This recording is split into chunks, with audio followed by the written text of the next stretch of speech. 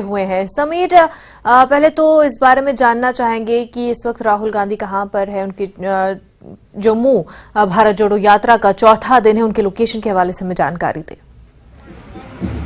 देखिए, आप देख सकते हैं इस वक्त जो विजुअल्स देख रहे हैं आप, विजुअल्स के सहारे देख रहे हैं कि राहुल गांधी अपने कदम बढ़ा रहे हैं। नगरोटा बाईपास से उन्होंने आज शुरू किया, ये चौथा दिन है इनकी यात्रा का जम्मू में, और वो धीरे धीरे कदम बढ़ा रहे हैं। नगरोटा सिटी में जो कंडोली माता का मंदिर है वहां पे तो जाएंगे पहले चरण में आज के, उसके बाद प्रेस कॉन्फ्रेंस है 1 बजे, और उसके बाद शाम तकरीबन 2:30 बजे के करीब वो उधमपुर में 11 किलोमीटर का एक वहां पे पदयात्रा निकालेंगे। तो आज सुबह भारी संख्या में जो लोग भी थे यहाँ पे आए हुए थे, जो नगरोटा और बाकी एरिया से जो कांग्रेस के वर्कर हैं वो यहाँ पे आए थे, और राहुल गांधी को आप देख भी रहे हैं इस वक्त वो अपने कदम धीरे धीरे बढ़ा रहे हैं कश्मीर की तरफ। अब ये नेशनल हाईवे पर हम पहुंचे हैं, जम्मू कश्मीर नेशनल हाईवे पर हम पहुंचे हैं, और जो जम्मू श्रीनगर नेशनल हाईवे है, कदम उनके बढ़ रहे हैं धीरे धीरे। यहाँ पे प्रेस कॉन्फ्रेंस के बाद वो उधमपुर के बाद कल रामबन, फिर परसों बानिहाल, और उसके बाद अनंतनाग वो 27 तारीख को दाखिल होंगे। तो कदम बढ़ रहे हैं। मेरे साथ इस वक्त बात करने के लिए है स्पोक्सपर्सन भी है और मीडिया सोशल मीडिया इंचार्ज है नेशनल कांग्रेस की सुप्रिया जी न्यूज़ 18 से बात करने के लिए शुक्रिया। कैसा रिस्पॉन्स आ रहा है? बहुत बढ़िया। मुझे लगता है हम बहुत अभिभूत हैं। मुझे लगता है कि जो 2 कदमों से यात्रा शुरू हुई थी कन्याकुमारी से कश्मीर तक, वो अपने गंतव्य की ओर पहुंच रही है, और लोगों का जो स्नेह, जो प्यार मिल रहा है इस जाड़े में, सुबह सुबह लोग बाहर आकर हमारा अभिवादन कर रहे हैं। मुझे लगता है हम अपने मिशन में कामयाब हो रहे हैं। जी। तो क्या लगता है क्या जो आपको रेस्पॉन्स जम्मू कश्मीर में मिल रहा है उसमें किस तरह से आप सेटिस्फाई हैं? आपको लगता है आपको अच्छा रेस्पॉन्स मिल रहा है? जम्मू कश्मीर की क्या समस्या है? जम्मू कश्मीर की समस्या है बेरोजगारी, महंगाई, गरीबी, जो नफरत का माहौल फैलाया जा रहा है, जो टारगेटेड किलिंग्स हो रही हैं। कल हमें यहाँ से कश्मीरी पंडित मिले, उन्होंने बताया उनको बोला जाता है भीख मत मांगो, वो अपने हक की लड़ाई लड़ रहे हैं।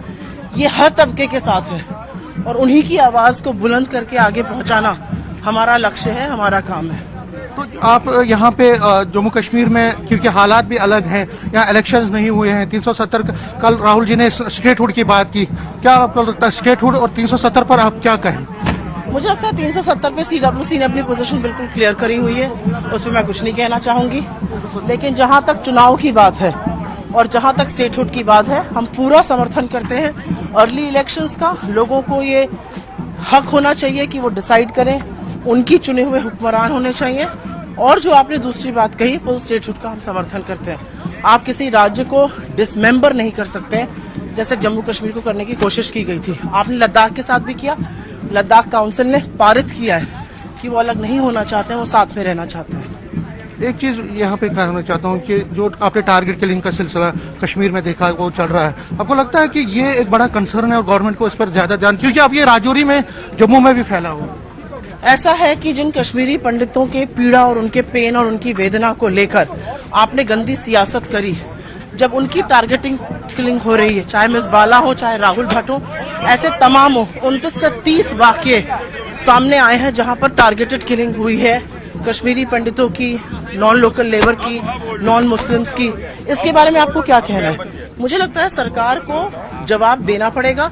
गंदी सस्ती सियासत से छुटकारा चाहिए लोगों को। आपने हमेशा, आपकी पार्टी ने भी, आप खुद कह रहे हैं कि आपने शहादत दी, आपके प्राइम मिनिस्टर 2 शहीद हुए, लेकिन फिर भी कुछ स्टेटमेंट्स आते हैं जैसे दिग्विजय सिंह का स्टेटमेंट, क्या आपको लगता है बचना? मुझे कुछ नहीं बोलना है। मुझे लगता है उसमें पोजीशन बिल्कुल जयराम रमेश जी ने, हमारे जनरल सेक्रेटरी कम्युनिकेशन है, क्लियर कर दी है। ये उनका व्यक्तिगत बयान है, इस पे हमें कोई टिप्पणी नहीं करनी है। ये बताइए कि अभी आपने, जो मैं सुन रहा था, आप चाइना की बात कर रहे थे, आपको लगता है कि जो गवर्नमेंट है वो तो कहती है कि चाइना के साथ, आपको भरोसा इतना नहीं है कि गवर्नमेंट पे जो वो कह रही है कि चाइना पे? आपको भरोसा है गवर्नमेंट पे? आप यहाँ के रहने वाले हैं, आपको भरोसा है गवर्नमेंट पे? गवर्नमेंट तो पूरे देश को बताती है कि बड़ा अमन कायम, शांति कायम है जम्मू कश्मीर में। ये जो टारगेटेड किलिंग हो रही है, आपको भरोसा है सरकार पे? इस सरकार पे किसी को भरोसा नहीं है।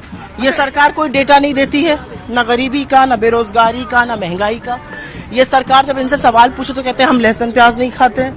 ये सवाल बेरोजगारी पर एक शब्द नहीं बोलती। 2 करोड़ रोजगार बनाने वाले थे, कैसे इन पर विश्वास किया जाए?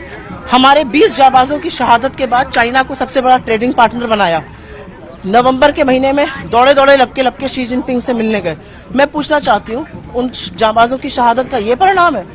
और आपने सारे देश के सामने बिना पलक झपकाए झूठ बोला कि कोई घुसा हुआ नहीं है। आप ऐसी सरकार पे विश्वास कर सकते हैं? मेरे लिए संभव नहीं है। एक चीज यहाँ पर जम्मू कश्मीर की राजनीति में गुपकार अलायंस जो है, पीडीपी हो, नेशनल कॉन्फ्रेंस, वो आपके साथ जमे हुए हैं, मतलब आपके साथ करीब आ रहे हैं। तो बीजेपी ये कह रही है कि ये जो सेपरेटिस्ट आइडियोलॉजी के साथ उनका जो झुकाव है पीडीपी एनसी का, वो उनकी बातें करते, तो आप लोग उनके साथ जा रहे हैं। जब पीडीपी के साथ मिलकर सरकार बनाई थी तो पीडीपी की क्या आइडियोलॉजी थी, मैं पहले ये जानना चाहती हूँ।